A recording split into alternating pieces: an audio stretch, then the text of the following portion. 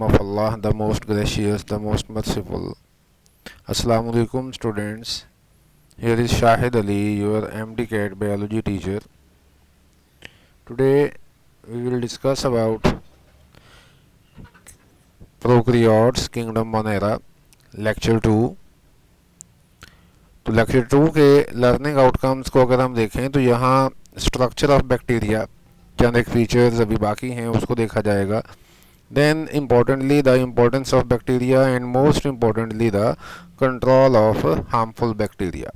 तो इन चीज़ों को यहाँ पर देखा जाएगा आज के हमारे इस लेक्चर के अंदर. तो अपने लेक्चर का बाकायदा आगाज़ करने के लिए नेक्स्ट स्लाइड्स की तरफ चलते हैं. तो सबसे पहले यहाँ बैक्टीरिया के पास पिली के बारे में बात करते हैं. फ्लैजेला से छोटी अपेंडेजेस पाई जाती हैं जो कि हॉलो भी है और नॉन हेलिकल भी है. हॉलो एंड नॉन हेलिकल, जबकि जो फ्लैजेला है ये हेलिकल होता है और हॉलो आमतौर पे नहीं होता. दोनों अपेंडेज हैं. ये स्मॉलर देन फ्लैजेला है. ट्रोपिली ये सिर्फ ग्राम नेगेटिव बैक्टीरिया के अंदर पाए जाते हैं जो कि ख़ास किस्म की प्रोटीन है, पिलिन प्रोटीन, इससे बने होते हैं. इसका बुनियादी काम primarily involve in the mating process. दो बैक्टीरिया के दरमियान एक फिज़िकल कनेक्शन क्रिएट किया जाएगा. हॉलो होने की वजह से ये एक ट्यूब लाइक एक्ट करेगा जिसकी वजह से जेनेटिक मटेरियल एक सेल से दूसरे सेल में ट्रांसफ़र करवाया जाता है. इस प्रोसेस को, इस फिज़िकल कांटेक्ट के ज़रिए जो जेनेटिक मटेरियल ट्रांसफ़र होगा और जेनेटिक वेरिएशन आएगी, इस प्रोसेस को हम कॉन्जुगेशन कहते हैं. बैक्टीरिया के यहाँ 3 किस्म के जेनेटिक वेरिएशन के मेथड्स हैं बैक्टीरिया में, जिसमें से एक कॉन्जुगेशन है जबकि बाकी 2 ट्रांसफॉर्मेशन और ट्रांसडक्शन होते हैं. Then some pili function as means of attachment. तो ये अटैचमेंट का काम भी हो सकता है. ये सेकेंडरी फंक्शन है और कुछ के यहाँ, और प्राइमरी फंक्शन इसका कॉन्जुगेशन प्रोसेस के लिए कॉन्जुगेशन ब्रिज को जनरेट करना ही होता है और मोटेलिटी के अंदर इसका किसी किस्म का कोई किरदार नहीं हुआ करता. देन प्लाज्मा मेम्ब्रेन, इसे हम डिफरेंट अदर सिनेरियोज में बात करके भी आए हैं इसके मुतल्लिक. इसमें outer to cytoplasm and inner to cell wall, ये इसकी लोकेशन के बारे में बात की गई. Bacterial plasma membrane differ from eukaryotic plasma membrane in lacking the sterol such as cholesterol. ये हमने सेल बायोलॉजी के टॉपिक के अंदर भी देखा. फिर इसके अंदर जो वेरिएशन है परमानेंट इन्वेजिनेशंस. वैसे तो यूकैरियोटिक एनिमल सेल्स की मेम्ब्रेन या प्रोटोजोअल सेल की मेम्ब्रेन भी इन्वेजिनेट करती है, लेकिन यहाँ वो टेम्पोरेरी इन्वेजिनेशंस होती हैं जबकि ये परमानेंट इन्वेजिनेशंस होंगी जिसे हम मेसोसोम्स कहते हैं. और इस पर जो है ना बेटे सर्टन मेटाबॉलिक एक्टिविटीज़ के एंजाइम्स भी पाए जाते हैं, जैसे कि एरोबिक रेस्पिरेशन के एंजाइम मेसोसोम के ऊपर पाए जाते हैं. इन परमानेंट इन्वेजिनेशंस को हम मेसोसोम कहते हैं. देन फोटोसिंथेसिस के एंजाइम्स और डीएनए रेप्लिकेशन के एंजाइम्स भी यहाँ पर पाए जाते हैं. तो सेंट्रियोल लाइक भी ये एक्ट किया करता है. Then cytoplasmic matrix. तो बैक्टीरिया का जो साइटोप्लाज्म है उसे हम प्रॉपर साइटोप्लाज्म तो नहीं कहते, इसे हम साइटोप्लाज्मिक मैट्रिक्स कहते हैं. उसकी वजह कि इसके यहाँ एक तो ऑर्गेनेलीज नहीं होते जो कि मेम्ब्रेन बाउंड है, और दूसरा यहाँ साइटोस्केलेटन में माइक्रोट्यूब्यूल भी नहीं पाया जाता. बाकी के मौजूद होंगे लेकिन माइक्रोट्यूब्यूल्स नहीं पाए जाते. साइटोप्लाज्मिक मैट्रिक्स, इसकी ओवरऑल कंसिस्टेंसी जेल लाइक होती है. स्टोर्ड फॉर्म ऑफ फूड, इसके यहाँ ग्लाइकोजन है, प्रोटीन है, फैट्स हैं, सल्फ़र है. उसके बाद वेस्ट जो है ना वो अल्कोहल, लैक्टिक एसिड और एसिटिक एसिड, ये कॉमन वेस्ट बैक्टीरियल सेल के अंदर पाए जाते हैं. देन जो प्रोटोप्लास्ट का थर्ड मेजर कंपोनेंट होता है जिसे हम जेनेटिक मटेरियल रखने वाला हिस्सा न्यूक्लियस, या यहाँ पे हम उसे न्यूक्लियोइड कहेंगे क्योंकि ये प्रॉपर मेम्ब्रेन बाउंड नहीं है. इसके अंदर क्रोमोसोम भी नहीं होता, जस्ट डीएनए होता है, सिर्फ डीएनए, जो कि एक मॉलिक्यूल होता है. डीएनए का सिंगल मॉलिक्यूल होता है लेकिन ये डबल स्ट्रैंडेड होता है, सिंगल स्ट्रैंडेड नहीं होता. सिंगल स्ट्रैंडेड डीएनए सिर्फ और सिर्फ वायरस के अंदर होता है, बाकी सेलुलर ऑर्गेनाइजेशन में सिंगल स्ट्रैंडेड डीएनए नहीं पाया जाता. अच्छा, अब चूँकि इसके यहाँ एक सिंगल मॉलिक्यूल डीएनए का पाया जाता है, इसलिए हम इसे हैप्लॉइड कहते हैं, हैप्लॉइड। अच्छा जी, it is visible in the light microscope after staining with the Feulgen stain. ये ख़ास किस्म का कंपाउंड है फल्जन जो है ना, इसके ज़रिए हम इसके न्यूक्लियस को गहरे रंग का करके विजुलाइज कर सकते हैं। Other names of nucleoid are nuclear body, then nuclear region, then chromatin body. ये इसके अदर नेम्स हो सकते हैं, यानी कि इसके टोटल 4 नाम हैं। न्यूक्लियोइड प्रॉपर नेम है, then nuclear body and nuclear region and chromatin body, other name जिसके यहाँ पाए जाते हैं, जो कॉमनली हम इसको देते हैं। अच्छा जी, इसके बाद आगे एक बैक्टीरिया है ई कोलाई, एस्क्रिशिया कोलाई। इसका क्लोज्ड सर्कल क्रोमोसोम होता है, जिसके अंदर अप्रॉक्सीमेटली 14,000, जिसकी लेंथ जो है ना माइक्रोमीटर के अंदर 14,000 माइक्रोमीटर इसके जेनेटिक मटेरियल की लेंथ हुआ करती है। ये कुछ न्यूक्लियोइड के बारे में। देन राइबोसोम, हम पढ़ते आ रहे हैं पहले से ही कि राइबोसोम वैसे तो बना होता है राइबोसोमल आरएनए एंड प्रोटीन, यहाँ भी वैसे ही है, कॉम्पोजिशन तो सेम है, लेकिन परसेंटेज के अंदर थोड़ा सा फ़र्क है कि इसमें स्ट्रक्चर के अंदर और साइज़ के अंदर, डेंसिटी के अंदर थोड़ा सा फ़र्क है कि इसका जो राइबोसोम जो है वो छोटे साइज़ का होगा, स्मॉलर साइज़ का होता है 70S का, जबकि यूकैरियोट्स में ये 80S का होता है। These are the protein factories, और ये वज़ात ख़ुद जो है न्यूक्लियोलस के अंदर तैयार हुआ करते हैं, इसलिए हम इसको फैक्ट्री, न्यूक्लियोलस को हम फैक्ट्री ऑफ फैक्ट्री भी कहा करते हैं। तो राइबोसोम के मुतालिक। Then spore and cyst, bacteria, इसके यहाँ जब भी अनफेवरेबल कंडीशंस आएंगी तो ये मेटाबॉलिकली डॉर्मेंट स्ट्रक्चर बनाएगा at the early stage of cell growth, इसको हम स्पोर कहते हैं। जबकि सिस्ट जो है ना, these are dormant thick wall desiccation resistance, पानी को भी सह लेगा, पानी की कमी को भी सह लेगा, at the early stage differentiation stage of the vegetative cell, differentiation stage. यहाँ स्पोर जो है ना, ये आमतौर पे लेट स्टेज पे बनते हैं, ये अर्ली यहाँ पे रॉन्ग लिखा गया, तो लेट स्टेज पे ये स्पोर बना करते हैं, जबकि सिस्ट जो है ना ये अर्ली स्टेज पर बना करते हैं at the stage of differentiation. Spore ये ज़्यादा रेजिस्टेंट है सिस्ट की निस्बत, क्योंकि सिस्ट हीट को रेजिस्ट नहीं कर पाते, हीट अगर हम इसको गर्म करें तो मर जाएगा, लेकिन स्पोर के साथ ऐसा नहीं है। स्पोर हर किस्म की जो है ना ख़राब हालात को सहने की सलाहियत रखते हैं, खा वो लाइट है, टेम्परेचर है, हीट है, डेसिकेशन है, पीएच है या केमिकल एजेंट्स हैं, स्पोर हर चीज़ को सहने की सलाहियत रखा करते हैं, जबकि सिस्ट के यहाँ हीट सेंसिटिविटी पाई जाती है। फिर स्पोर्स की 2 टाइप्स हो सकती हैं, एंडोस्पोर और एक्सोस्पोर, जबकि सिस्ट जो है ना वो सिंगल टाइप्स के ही होते हैं, जो कि कोई मज़ीद फर्दर टाइप या वेरिएशन या क्लासिफिकेशन नहीं रखा करते। देन आगे इम्पोर्टेंस ऑफ बैक्टीरिया, तो बैक्टीरिया हमारे लिए इम्पॉर्टेंट है, जिसमें से चंद एक इम्पोर्टेंसेस को यहाँ पे फोकस किया गया। इसमें एक है ecological importance, bacteria are very important ecologically,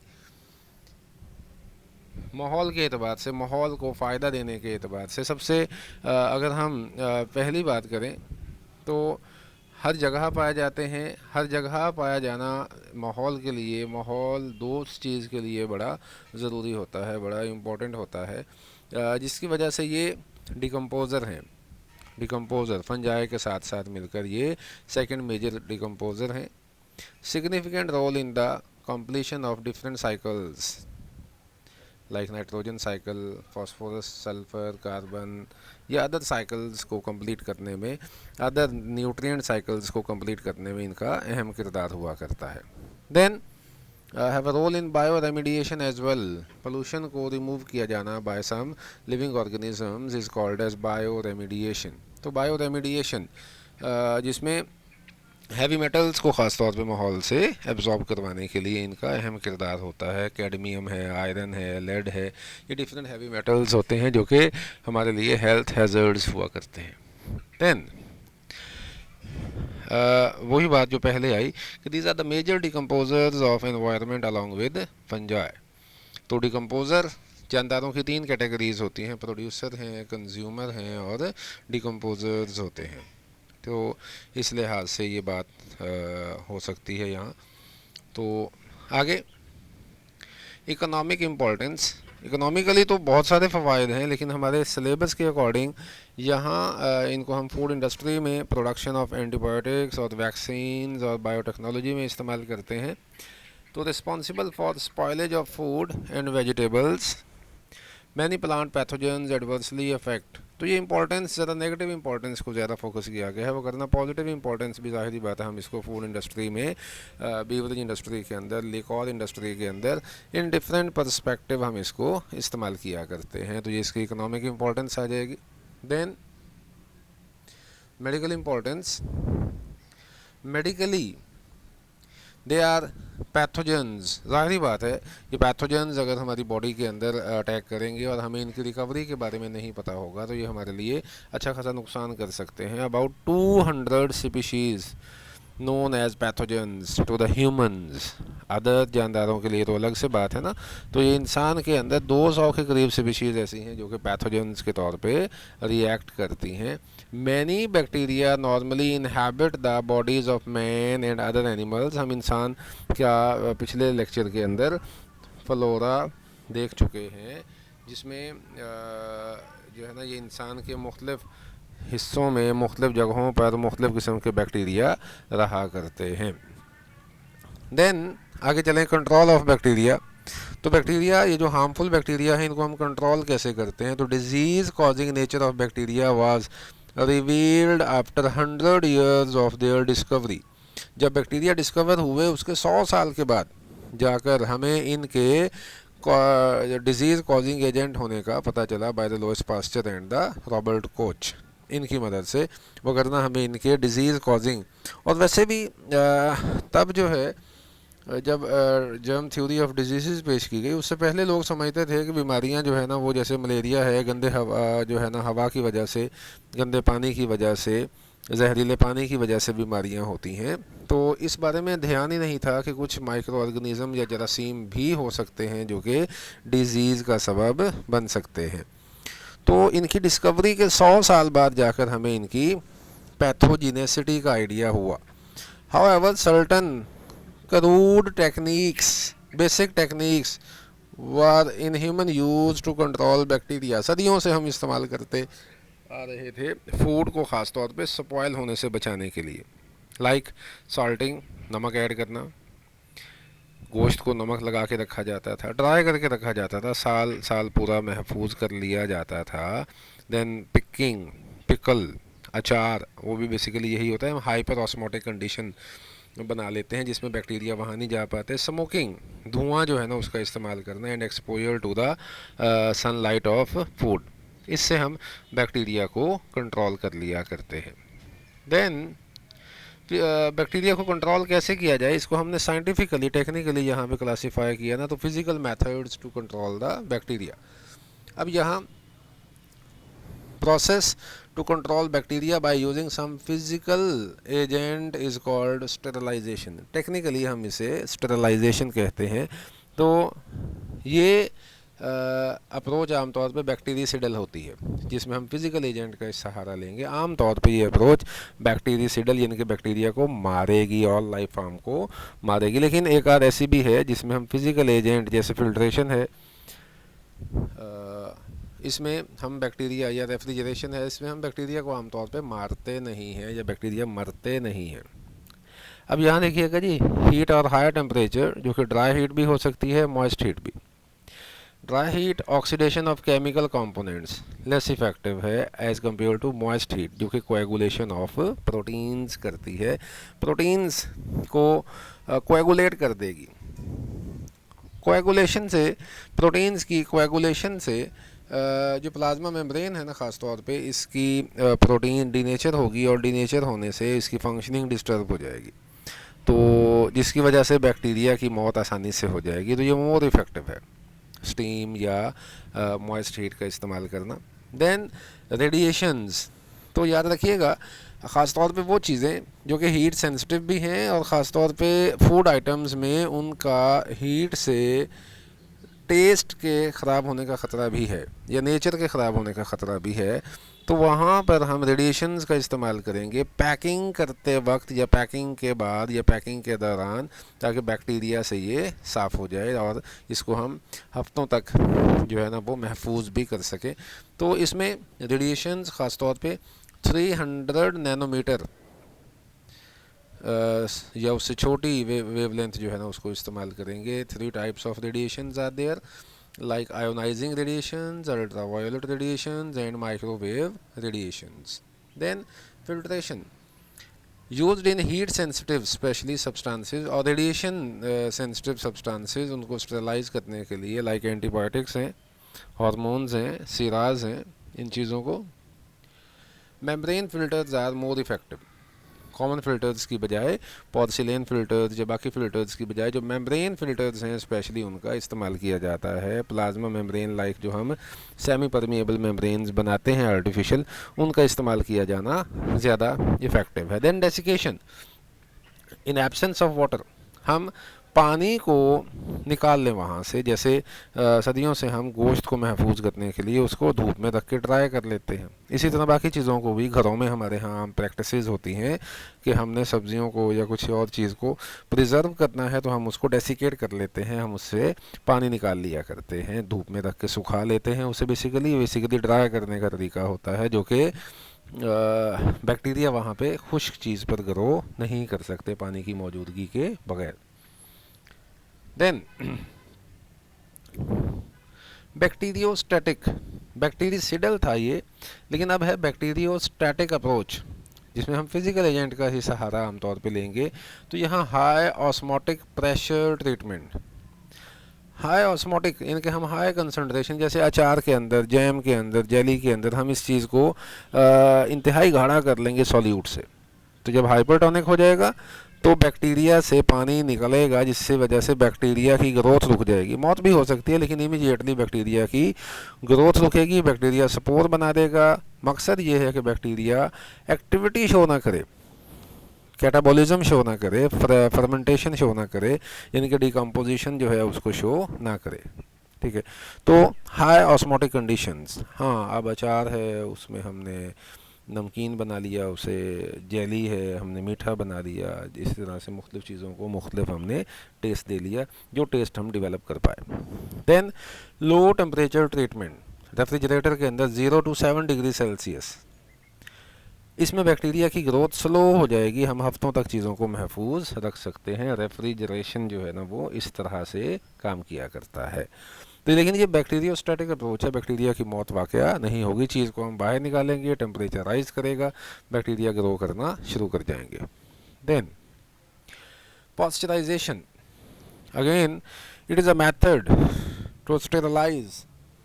here the process, the purpose of sterilization to preserve the food for long period of time, specially Louis Pasteur ने लिक्विड फूड को प्रिजर्व करने का तरीका बताया, मिल्क एंड मिल्क प्रोडक्ट्स, तो इसे हम कहते हैं पॉस्चराइजेशन। इसमें हाई टेम्परेचर, तो non spore forming bacteria are cared by high temperature to preserve milk और मिल्क प्रोडक्ट्स। अब यहाँ डिफरेंट रेंज हैं, heating at 71 degree Celsius for 15 second, heating at 62 degree Celsius for 32 minutes, heating at 140 degree Celsius for 3 seconds। इसे हम UHT ultra high temperature भी कहते हैं। वैसे ये काम सदियों से ना हम घरों में करते भी आ रहे हैं। दूध जब भी लिया जाता है फ़ौरन इसको गर्म किया जाता है। गर्म करने का मकसद, बॉयल करने का, 100 डिग्री पे ले जाने का मकसद, हम वहाँ बॉयल 1 मिनट के लिए करें, 2 मिनट के लिए करें, जैसे भी करें, तो आधे मिनट के लिए करें, तो वहाँ हम बैक्टीरिया को असल में किल कर रहे होते हैं। अब ये दूध जब तक गर्म है बैक्टीरिया इसमें नहीं आएंगे, तो आसानी से 8-10 घंटे हम निकाल सकते हैं। वजह कि हमने इसको ओपन एरिया में रखा हुआ है, जहाँ से बैक्टीरिया हवा से फिर इसमें शामिल होते रहते हैं। तो then low temperature, food can be preserved for several days at 10 to 15 degree Celsius and -10 to -8 degree Celsius, यहाँ सेवरल मंथ्स तक हम इसको स्टोर कर सकते हैं ये लो टेम्परेचर में। एक और सिनेरियो जो हमने पीछे पढ़ा उससे ज़रा एक डिफरेंट सिनेरियो को यहाँ पे बयान किया गया, पास्चराइजेशन। देन इसके साथ साथ जब हमने फूड को पैक करना है टेट्रा पैक्स के अंदर, तो हमें इसके अंदर फूड प्रिजर्वर ऐड करने पड़ेंगे। ये food preserver basically food additives हैं, और ये फूड एडिटिव्स ख़तरनाक हैं, डेंजरस हैं, जो कि टॉक्सिन्स, हम होमियोस्टेसिस के टॉपिक में पढ़ चुके हैं कि certain toxins are ingested by human beings. वो जो इंजेस्ट होते हैं ना बच्चों, उसमें फूड प्रिजर्वर की फॉर्म में, फूड एडिटिव्स की फॉर्म में प्रिजर्वर ऐड किए जाते हैं। तो then acid is also added to lower the pH, जैसे potassium metabisulphide is preservative for pickles, jams, breads. इसी तरह से केचप वगैरह को प्रिजर्व करने के लिए उसके अंदर सोडियम बेंजोएट ऐड किया जाता है। तो डिफरेंट, ये तो चूँकि हमारे सिलेबस में था। सोडियम बेंजोएट वैसे आपसे शेयर कर रहा हूँ कि घरेलू जो हम चीज़ें बनाते हैं उसमें प्रिजर्वर जो हम ऐड करते हैं आमतौर पे, बड़ा ही सस्ता सा एक प्रिजर्वर है sodium benzoate. Then chemical methods, इसमें certain chemical agents are used, antiseptics, these are the chemicals which are used to kill the bacteria on the living surfaces superficially, जैसे सिपरेट है, पायोडीन है, अल्कोहल है, इन चीज़ों का इस्तेमाल करेंगे। Then disinfectants, chemical substances used on non living surfaces, ये ज़्यादा डेंजरस होते हैं, ये किल करते हैं, स्ट्रॉन्ग होते हैं, क्योंकि नॉन लिविंग सरफेस पे इस्तेमाल करना है, टॉयलेट क्लीनर वगैरह है। Then these are oxidizing and reducing agents like halogens, phenols, hydrogen peroxide, potassium permanganate, alcohol and formaldehyde। अगर हम ये जो फिनाइल वगैरह इसकी किसी भी कंपोजिशन देखें ना, तो उसमें यही चीज़ें होंगी, ये हार्पिक वगैरह या जो भी कमर्शियल्स हमें कमर्शियली देखने को मिलती हैं चीज़ें, और डिसइंफेक्टेंट्स के तौर पे वो सारे यही होते हैं, डेटोल्स वगैरह। Then chemotherapeutic agents, these are the certain chemicals which are used to kill bacteria or stop the growth of bacteria at inside the body of living organism। जब बैक्टीरिया की ग्रोथ रुक जाएगी ना, तो हमारा इम्यून सिस्टम भी आसानी से उनको पकड़ के मार गिराएगा। असल में मारना हमारे इम्यून सिस्टम ने ही है बॉडी के अंदर, तो ये उसको हेल्प करेगा, असिस्ट करेगा। तो सल्फोनामाइड्स हैं, टेट्रासाइक्लिन्स हैं, पेनिसिलिन्स हैं, दो किस्म का इफ़ेक्ट है, जो ग्रोथ को स्लो करेंगे, माइक्रोबी स्टैटिक इफ़ेक्ट रखते हैं, और जो खुद मारेंगे उन्हें हम माइक्रोबी सिडल, CID, ये टू किल के साथ इसका कंसर्न होता है, सिडल इफ़ेक्ट और microbistatic effect. Then mode of action of these antibiotics, इन एंटीबायोटिक्स का मोड ऑफ एक्शन अगर हम देखें तो ये सेल वॉल को डिसइंटीग्रेट करेंगे, बैक्टीरिया की मौत हो जाएगी। सेल मेम्ब्रेन ख़ास तौर पे डिसइंटीग्रेट करेंगे, इससे आसानी से मौत वाक़या हो जाएगी। देन साइटोप्लाज्मिक एंजाइम्स, ये भी बड़ा इफ़ेक्टिव टूल है। हर जो है ना एंटीबायोटिक के अंदर डिफरेंट मोड ऑफ एक्शन देखने को मिलता है। देन न्यूक्लिक एसिड्स, तो इससे हम सेफेलोस्पोरेंस जैसे कहते हैं ना, first generation, second generation, third generation, तो हर एक का मोड ऑफ एक्शन इस लिहाज से ज़रा वेरीफाइड होता है, स्पेसिफाइड होता है। So that is all about today's lecture. Thank you.